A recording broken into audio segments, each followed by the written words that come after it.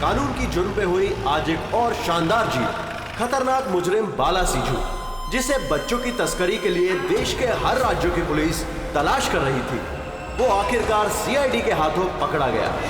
अब सीआईडी की टीम बाला से पूछताछ करेगी और बाला के इंटरोगेशन का वीडियो बना के उसे सबूत के तौर पर अदालत में पेश करेगी, ताकि बाला को सख्त से सख्त सजा दी जा सके।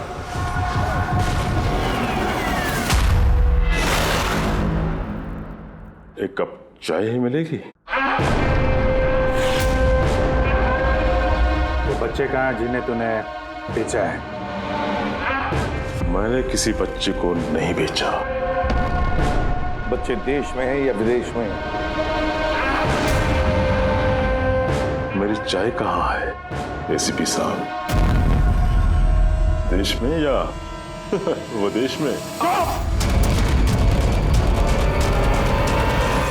बाला, उन बच्चों को सही सलामत उनके माँ बाप तक पहुंचाने की कसम खाई है हमने। अगर उनको कुछ हुआ ना, तो तेरे साथ वो करेंगे जो तू सपने में भी सोच नहीं सकता।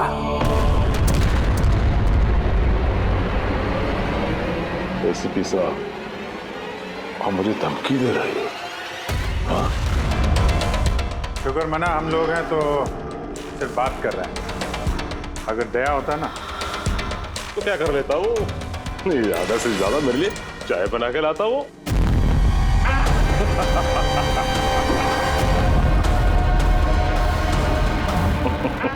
नीचे का। अरे मैडम जी, आप ही मेरे लिए चाय बना के ले। वैसे भी औरतों का काम रसोई घर में होता है, ये सीआईडी में कहाँ कर रहे हो आप? तेरी तो और अगर मुझे मैडम जी के हाथ की चाय अच्छी लगी, हाँ, तो मैं इनसे शादी करने के बारे में भी सोच सकता हूँ। वकील साहब, ये हद से ज्यादा बढ़ रहा है। क्यों? तुझे इतनी प्रॉब्लम क्यों हो रही है बे? हाँ? तेरा इस मैडम के साथ कोई चक्कर वक्कर है क्या? ये आपने क्या किया? मेरे क्लाइंट पे हाथ उठाया आपने?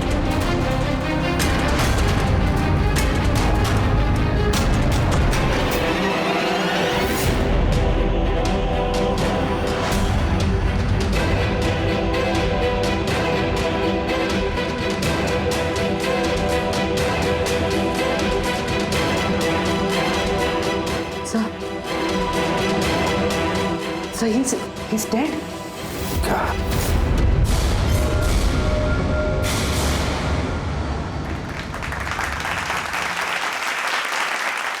Good evening ladies and gentleman and welcome to सवाल जवाब। मैं आपका होस्ट अभय कुमार आपका स्वागत करता हूं। आज का विषय या डिबेट है कि क्या हमारे देश में कानून के रखवाले कानून से बड़े हैं? आप सब लोग ने हाल ही में इस केस के बारे में सुना होगा, जहां सीआईडी के सीनियर इंस्पेक्टर मिस्टर अभिजीत पर बाला नामक एक क्रिमिनल की मौत का इल्जाम लगाया गया। इसलिए आज हमारे साथ मौजूद है खुद senior inspector Abhijeet from the CID bureau, उनके साथ ही ACP Pradyuman ji, welcome sir, और senior inspector Daya CID bureau से।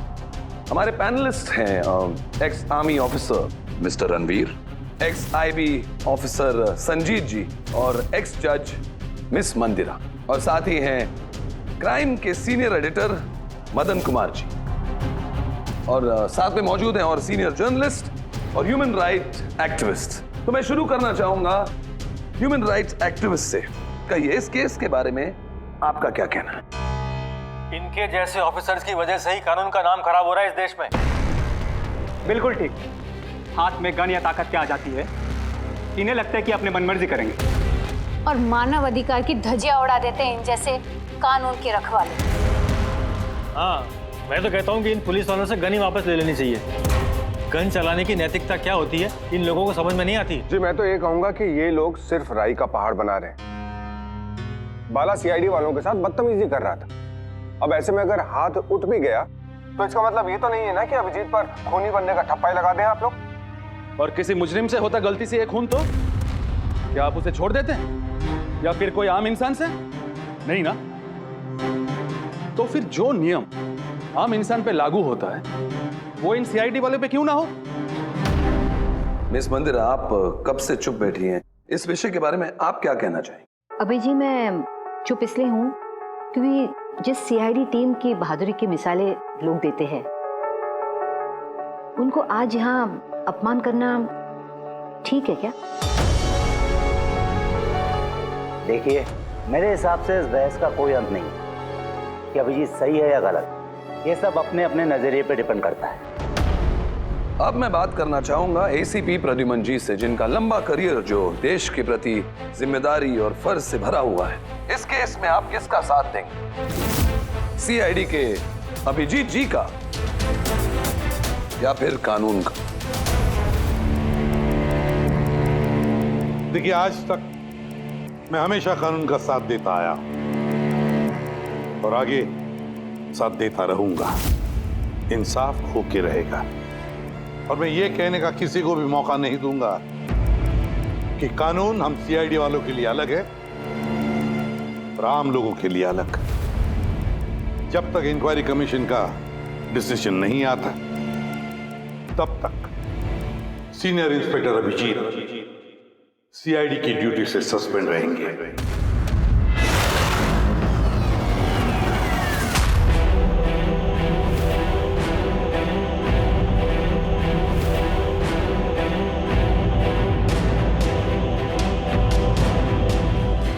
एक मिनट सर।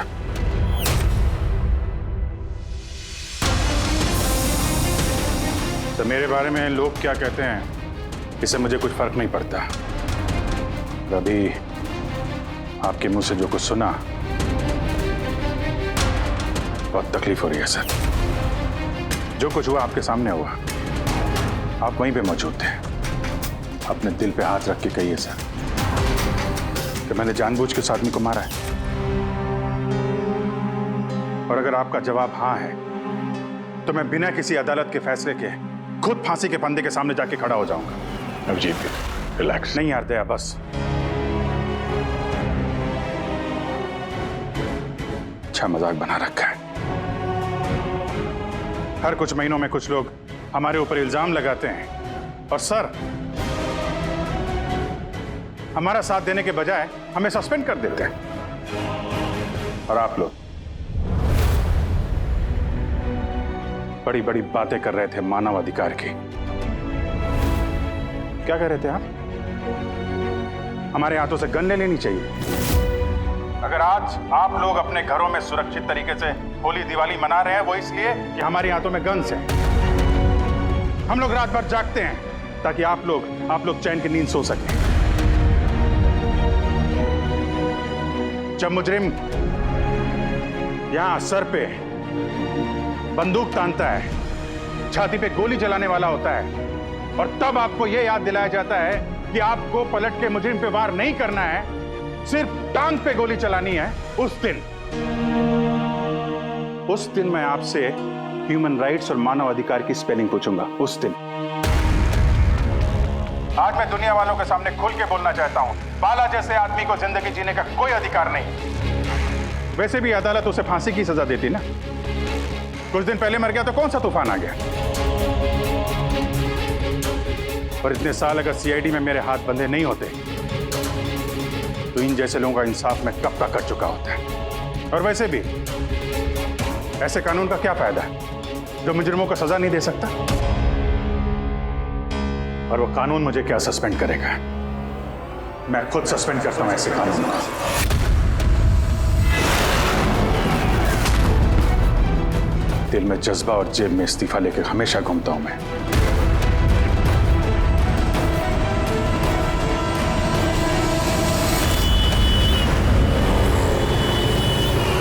अरे यार, हम लोग तो दोस्त हैं यार, दोस्त। अरे मेरे दोस्त, क्या चाहिए आपको आज? अरे कुछ मेरे दोस्त के लिए लेके आओ यार। आप और हम एक चल चल। अभिजीत, क्या हो क्या तुम्हें? अरे कौन सी जगह पे बैठे और किस तरह के लोग हैं साथ में? चलो उठो उठो, चलो घर चलो। कहाँ चले? सीआईडी ब्यूरो ही तो मेरा घर था और मुझे वहां जाने की परमिशन नहीं। सर सब ठीक हो जाएगा सर, आप यहाँ से चलिए। सब ठीक हो जाएगा। इससे ज्यादा और क्या ठीक होगा? और अब मैं सीआईडी ऑफिसर नहीं हूं। कोई भी ह्यूमन राइट्स वाला, कोई भी इंक्वायरी कमीशन मेरा कुछ नहीं बिगाड़ सकती। सारे मुजरिमों को एक एक करके मार डालूंगा मैं, और तुम लोग भी मेरा कुछ नहीं कर सकते। और ना वो तुम्हारा एसीपी प्रद्युमन। जाओ उसके पास जाओ तुम लोग, मुझे तुम लोगों की शक्ल नहीं देखनी। जाओ। अभिजीत, तुम होश में भी हो? तुम्हें पता है तुम क्या बोल रहे हो? अरे छोड़ो यार, ये दोस्ती दिखानी थी ना तो उस दिन दिखानी चाहिए। आज ये अपनेपन का ढोंग करने की कोई जरूरत नहीं है। क्या बोला तुमने? ढोंग? तुम्हें ये ढोंग लग रहा है? और क्या? सही है, एकदम सही है। सर जाओ जाओ, तुम भी निकलो।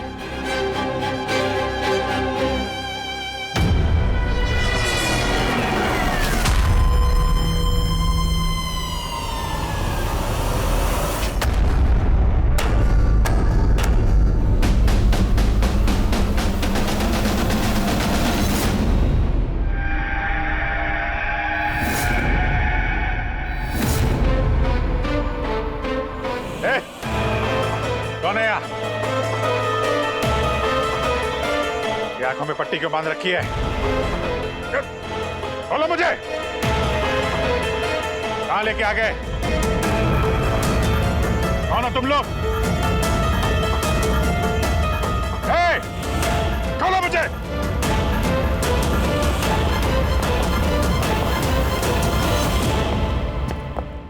कौन हो तुम लोग? पट्टी खोलो।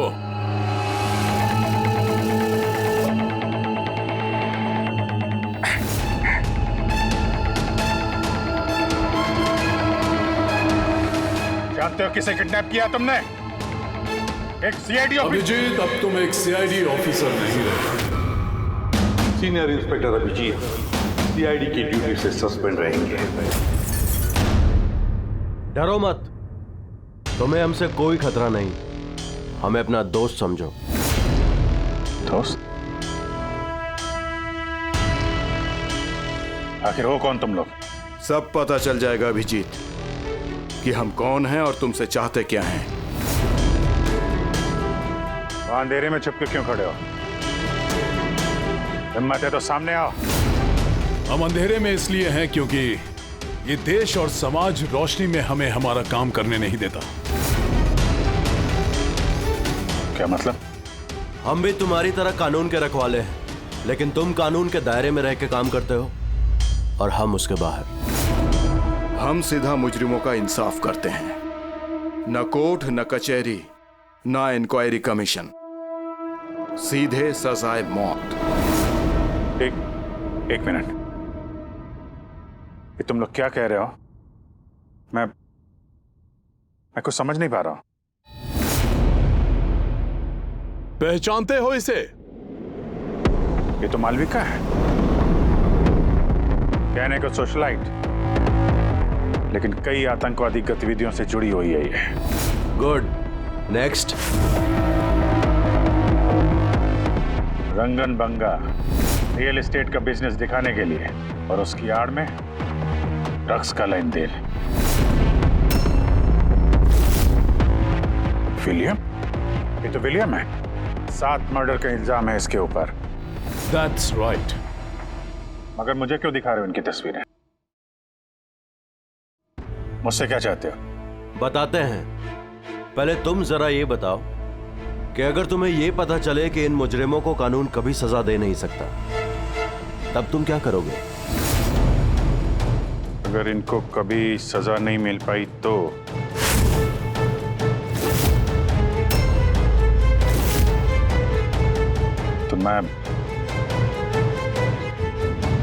मैं खुद मार दूंगा इनको। वैसे भी किसी भी मुजरिम को इस धरती पे सांस लेने का हक नहीं है। सबको कुचल के मार देना चाहिए, सबको। Very good. तुम्हारे अंदर हम यही जोश और जुनून देखना चाहते थे। हम तुम्हारा दर्द समझ सकते हैं अभिजीत। अगर बाला गलती से मारा भी गया तो क्या फर्क पड़ता है, था तो वो एक मुजरिम ही ना। अब तुम ही बताओ अभिजीत, इतने सालों की ड्यूटी का ये जो सिला मिला है तुम्हें, क्या ये ठीक है? इनके जैसे ऑफिसर्स की वजह से ही कानून का नाम खराब हो रहा है इस देश में। और मानव अधिकार की धज्जियां उड़ा देते हैं इन जैसे कानून के रखवाले। हाथ में गन या ताकत क्या आ जाती है, इन्हें लगता है कि अपनी मनमर्जी करेंगे। नहीं, बिल्कुल ठीक नहीं है।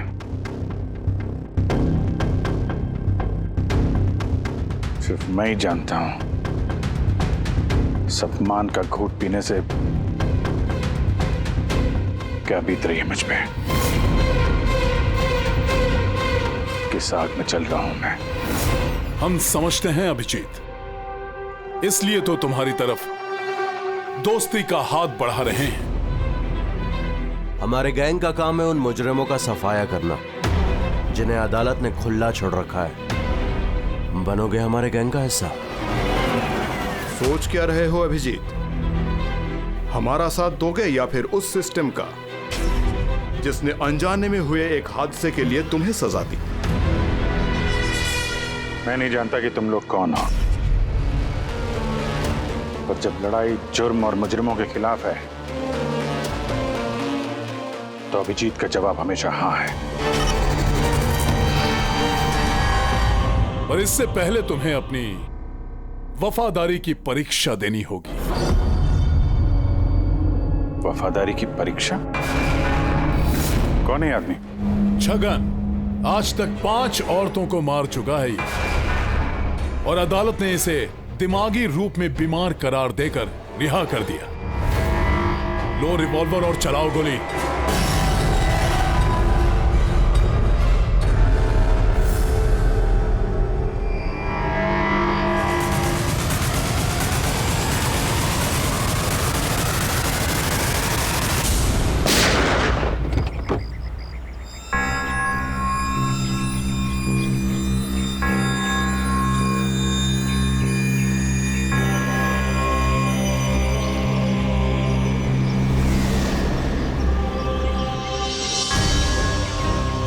हमारे फ़ोन का इंतज़ार कीजिएगा।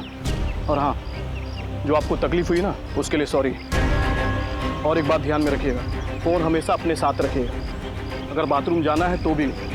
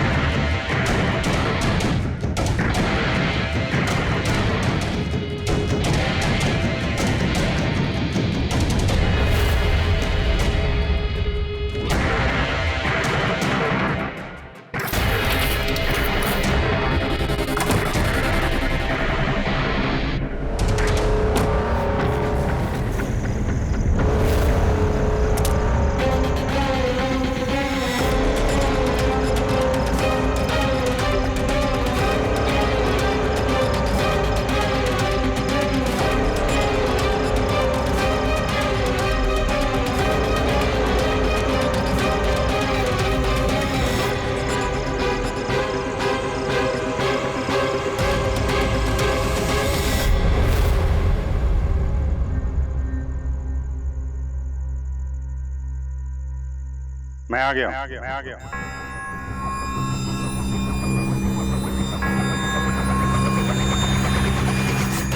हमारा अंदाजा सही निकला। मतलब जो कहानी हमने फैलाई थी वो मान लिया उन लोगों ने, और चारा ही क्या था। जिस जाल में वो लोग फंसे हैं उसे हमने 1 महीने पहले ही फेंका था। सर, इतने खतरनाक मुजरिमों का एक के बाद एक कैसे खून हो जाना, ये संयोग नहीं हो सकता सर। सर, इन सब मुजरिमों का ये नया दुश्मन कहाँ से आ गया? आ गया या आ गए? इन पांचों का कोई एक ही दुश्मन होना जरा मुश्किल लगता है। पर सर, अलग अलग दुश्मन है तो फिर सबने एक साथ हमला कैसे किया? पूरे लोग अलग अलग हो सकते हैं, लेकिन गैंग एक ही है, मकसद भी एक ही, बुरे लोगों का खात्मा करना। लेकिन कानून को अपने हाथ में लेकर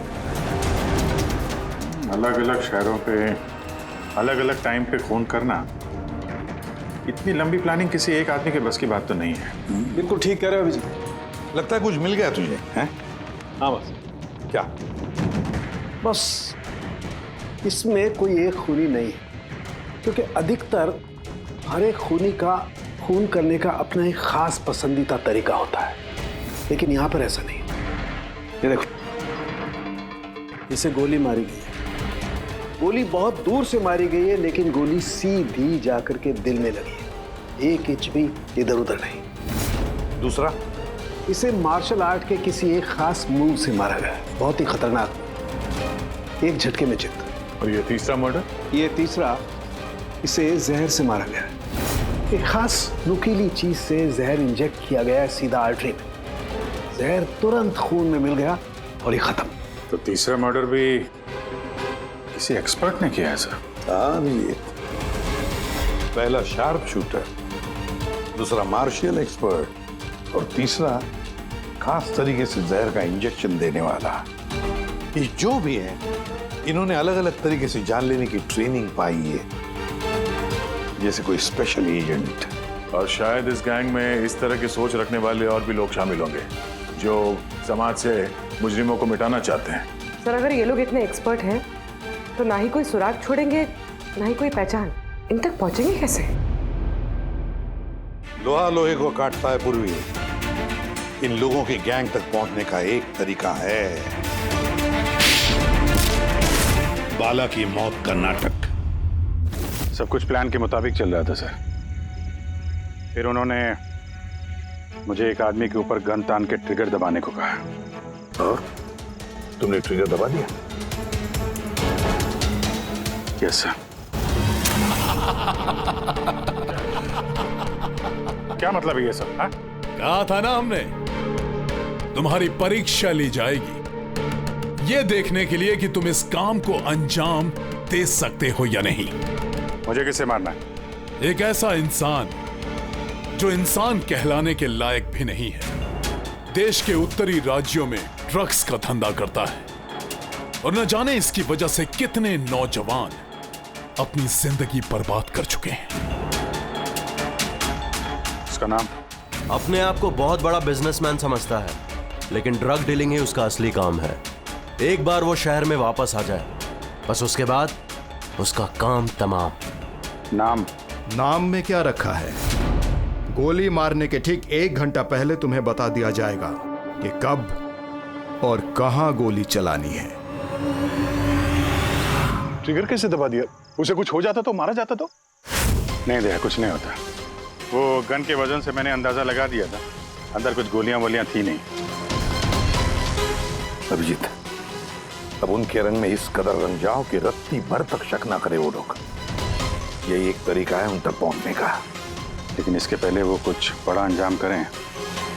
अगर हम उनके अड्डे तक पहुंच जाएं और उन्हें वहां गिरफ्तार कर लें तो? अगर उनके अड्डे तक पहुंचेंगे कैसे? तुम्हारे आंखों पर तो पट्टी बांध रखी थी। पट्टी बंधी थी दया, लेकिन उनके अड्डे से घर पहुंचने तक मैंने रास्ते को अच्छी तरीके से महसूस किया है, और जो कुछ मुझे लगा मैंने इस पेन ड्राइव पर रिकॉर्ड किया है। ये मेरे कपड़े हैं, जूते हैं, इनसे भी शायद कुछ मदद मिले उनके अड्डे तक पहुंचने के लिए। सर, जो भी करना है जल्दी करना होगा। कभी भी मुझे वो फोन आ सकता है ड्रग डीलर को मारने के लिए, और मैं नहीं चाहता कि ऐसा कोई काम करूं जिसकी इजाजत मुझे देश का कानून नहीं देता। जब तक कानून नहीं कहे हम किसी की जान नहीं ले सकते, फिर वो चाहे मुजरिम क्यों ना हो।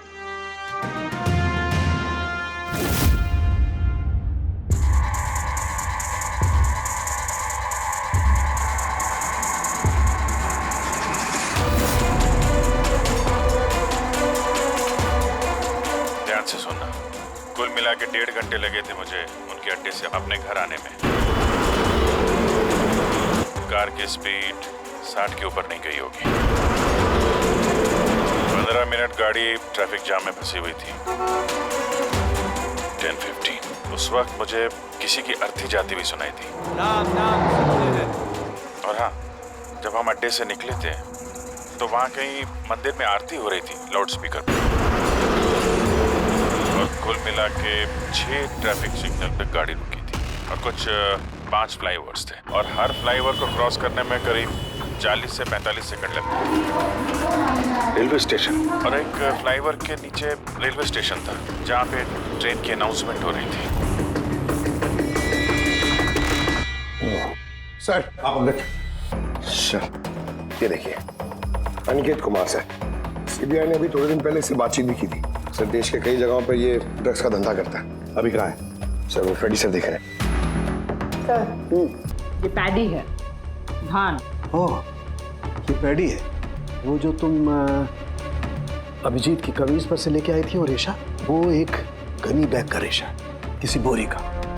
मतलब पैडी और बोरा, इसका मतलब ये कोई गोदाम है। गोदाम को अपना अड्डा बना रखा है उन लोगों ने।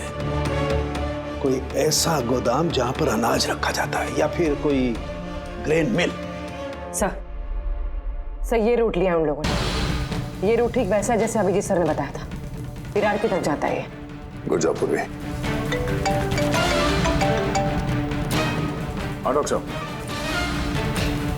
क्या अभिजीत को अनाज के गोदाम में रखा गया था? अनिकेत आज सुबह ही ग्रीस से वापस लौटा है, अभी तो वापस नहीं आया।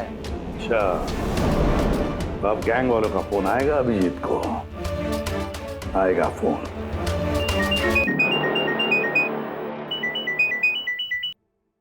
हेलो, आपके लिए एक खुशखबरी है अभिजीत सर। जिस घड़ी का आपको इंतजार था वो आ गई है। आज आपके शुभ हाथों से एक मुजरिम को सजा मिलेगी। ठीक 1.5 घंटे के बाद एक काले रंग की गाड़ी आएगी आपके पास और बता देगी कि आपको किस पे और कहां गोली चलानी है। मगर राइफल कौन सी है? क्या फर्क पड़ता है राइफल कौन सी है? आपको तो सीआईडी ट्रेनिंग में हर किस्म की ट्रेनिंग दी जाती है ना। मैंने ट्रेनिंग तो मुझे सारे हथियारों की है, लेकिन मेरे पास सिर्फ एक ही चांस है गोली मारने का। तो अगर मुझे पता हो हथियार कौन सा है तो थोड़ी आसानी होगी। RS 451। Okay, RS 451।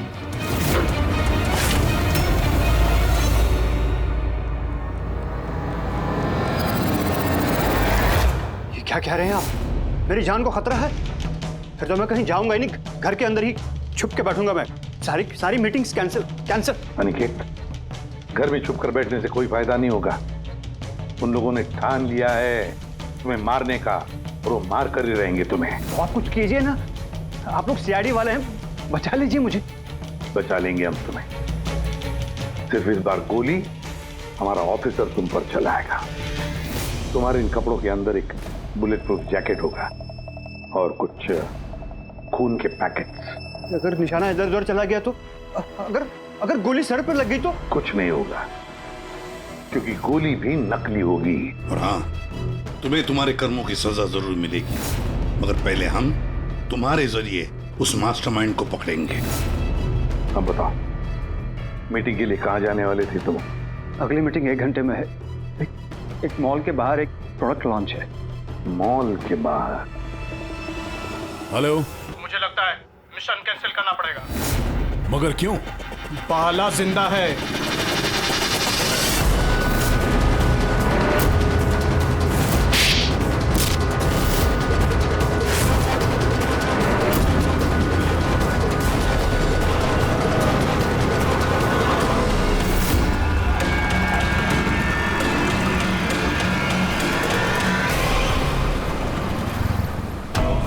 बहुत बड़ा धोखा हुआ हमारे साथ में। अभिजीत के हाथों किसी का खून हुआ ही नहीं है। प्लान कैंसिल नहीं करेंगे आप। सीआईडी और अभिजीत को इस धोखे की बहुत भारी कीमत चुकानी पड़ेगी।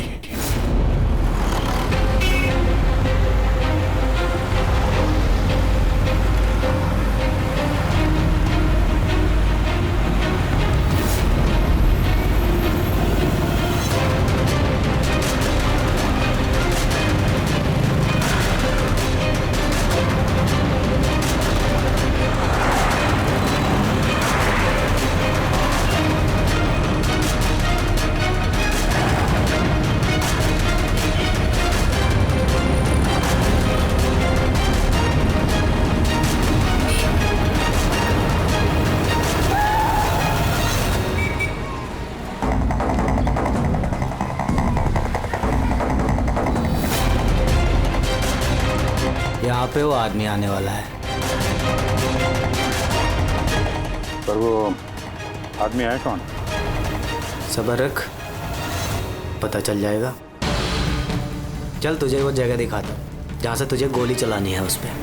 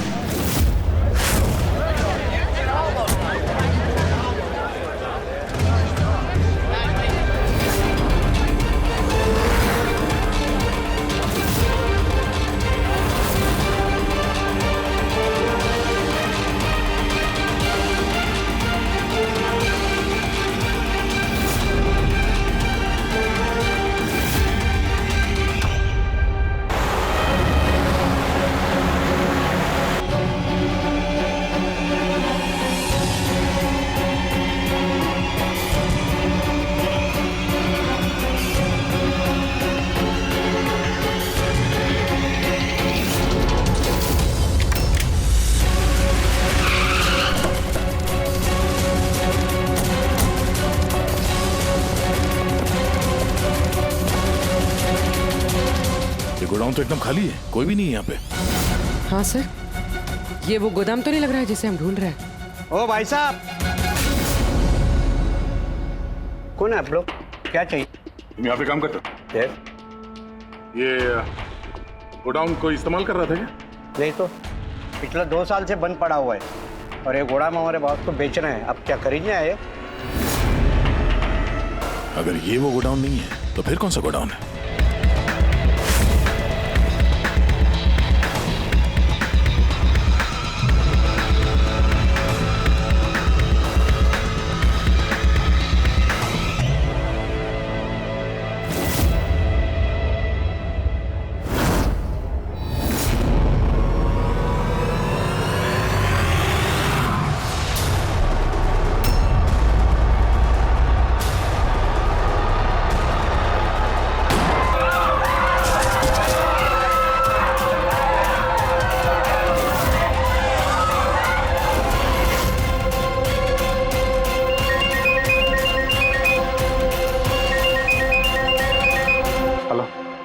अभिजीत, तेरी कामयाबी के लिए अनिकेत की टिकट कट चुकी है। अब बैठो गाड़ी में, मिलकर बधाई दूंगा तुम्हें। ठीक है, आ रहा हूं मैं।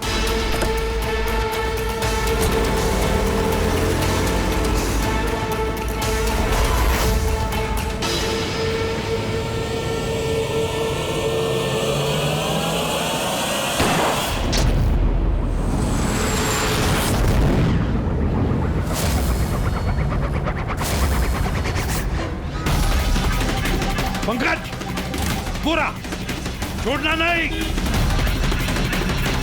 ओह नो सर। क्या हुआ? सर मुझसे एक गलती हो गई।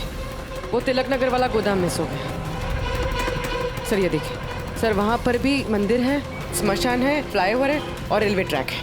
कहीं ये वही गोडाउन तो नहीं है? कितनी दूर है यहाँ से? सर ट्रैफिक है तो 40-45 मिनट लगेगा। सर मुझे को पता था हमारे प्लान का। अभिजीत सर नकली गोली चलाने वाले थे। अभिजीत की जान को खतरा है, दया को फोन करना होगा।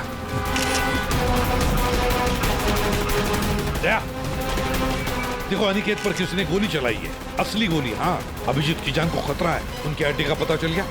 नहीं सर, ढूंढ रहा हूँ। जल्दी जल्दी दया, टाइम नहीं है हमारे पास।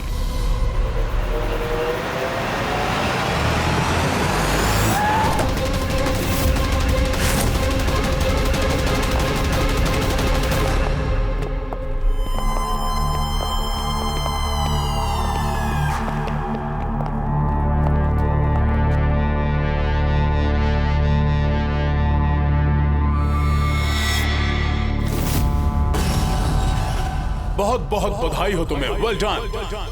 अनिकेत के मौत की खबर हर न्यूज चैनल पर छा गई और अब तुमने हमारा विश्वास जीत लिया है। इसलिए अब हम अंधेरे से रोशनी में आकर तुमसे अपनी पहचान करवाएंगे।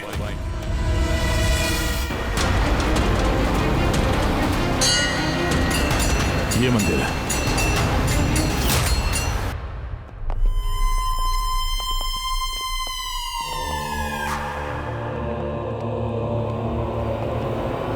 हमारे पैनलिस्ट हैं ex IB officer Sanjeet ji, ex जज miss Mandira, ex army officer mister Ranveer. Oh, तो आप लोग हैं? हाँ, हम। क्यों? हैरानी हुई हमें देखकर? भूल गए उस दिन जब सिर्फ मैंने तुम्हारा समर्थन किया था?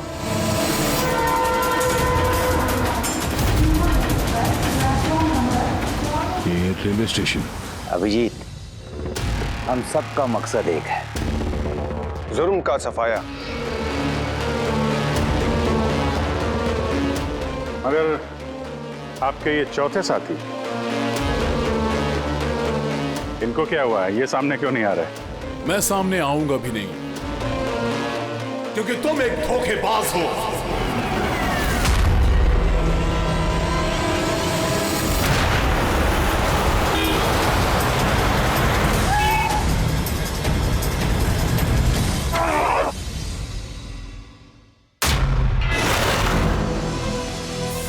बाला जिंदा है?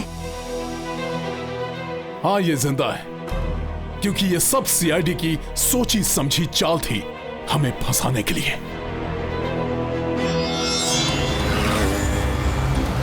और ये स्मशान भूमि। और अनिकेत? वो भी जिंदा होगा। जरूर इस अभिजीत ने उसे नकली गोली मारी होगी। अभिजीत, इस धोखे की सजा सिर्फ मौत है, सिर्फ मौत। तुम और बाला दोनों मरोगे, दोनों। और तुझे हम नहीं मारेंगे, मुझे ये मारेगा। मैं क्यों? क्योंकि एक ईमानदार और बहादुर ऑफिसर को मारना हमारे ईमान के खिलाफ है। चल, तू मार, नहीं तो हम तुम्हें मारेंगे। वो तो आप वैसे भी मार दोगे। नहीं, हम तुम्हें एक और मौका देंगे। चलाओ गोली। ले वाला, पिस्तौल ले। ले।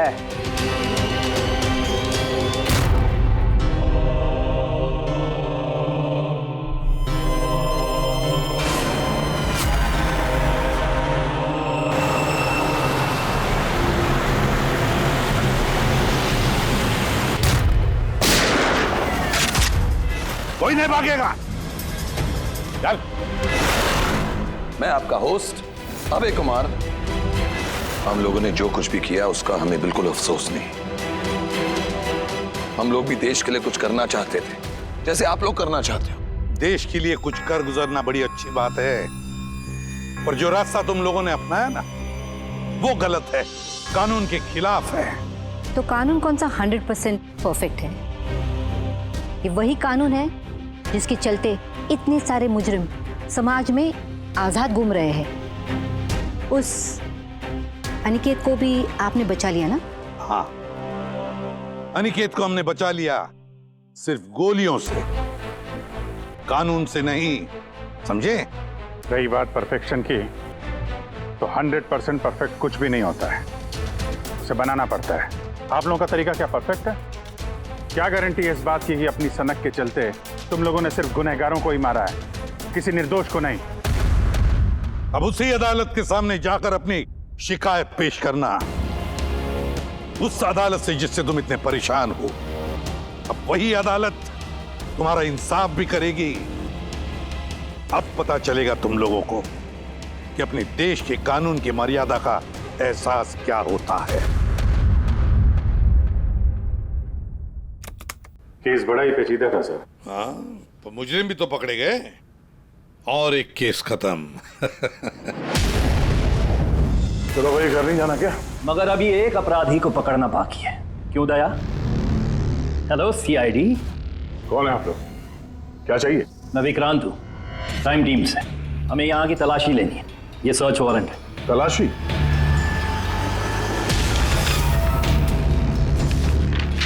हमारी आप सबसे रिक्वेस्ट है कि आप सब हमारे साथ पूरी तरह से कोऑपरेट कीजिएगा। क्या हम जान सकते हैं कि तलाशी क्यों ली जा रही है? दमन के फांसी वाले केस में आप सबके खिलाफ कंप्लेंट है। कि आप सबने एविडेंस के साथ छेड़छाड़ की थी। दया हमारे पास है, हमारी जेल में। तो अगर दया को बचाना चाहते हो तो पहले मेरे भाई को बचाना होगा, वरना ठीक 4:30 बजे ना सिर्फ मेरे भाई को फांसी होगी बल्कि सीनियर इंस्पेक्टर दया भी फांसी पर चढ़ेगा।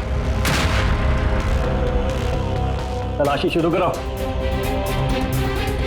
आप सबके फोन रिकॉर्ड्स भी चेक किए जा रहे हैं। अब आप सब पे कड़ी नजर रखी जाएगी।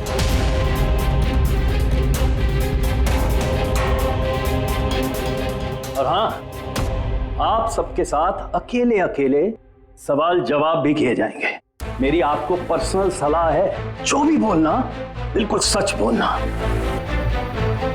ये सीआईडी का फ्यूचर तय करेगा।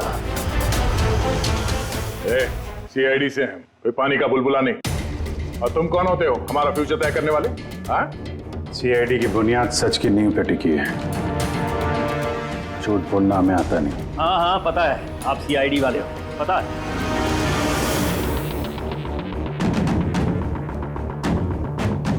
लेकिन आप जो भी हो, कानून से ऊपर नहीं हो। और अब वक्त आ गया है कि आपको कानून की याद दिलाई जाए। ना पता है हमें, हम कानून से ऊपर नहीं, पर हम कानून के रखवाले हैं। कानून के रखवाले हम सीआईडी वाले हैं। और हम गर्व से कहते कि हम सीआईडी वाले हैं। और हमारे खून का एक एक कतरा सीआईडी को और इस देश को समर्पित है।